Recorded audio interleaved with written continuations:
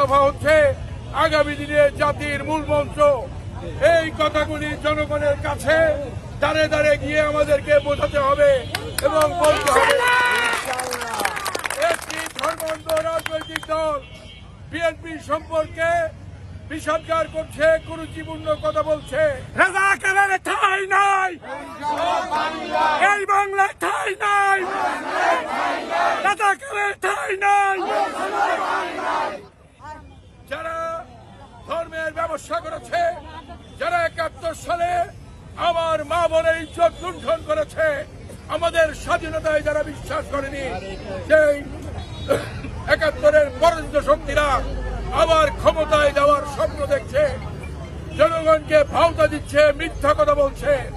ওদের বিরুদ্ধে আমাদেরকে ঘরে ঘরে দাওয়াত পৌঁছে দিতে হবে। দেশনেত্রী বেগম খালেদা জিয়া দাওয়াত, আগামী দিনের রাষ্ট্রনায়ক দেশনায়ক তারেক রহমানের কথা সকলের কাছে পৌঁছে দেওয়ার আহ্বান জানিয়ে আমি আজকের কর্মসূচি এখানে সমাপ্তি ঘোষণা করছি।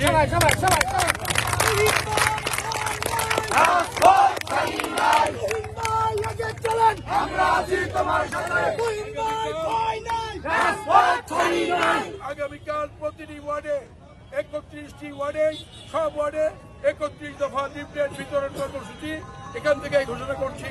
31 দফা লিফলেট বিতরণ কর্মসূচি, সকলেই ঘরে ঘরে গিয়ে 31 দফা লিফলেট বিতরণ কর্মসূচি পালন করবেন।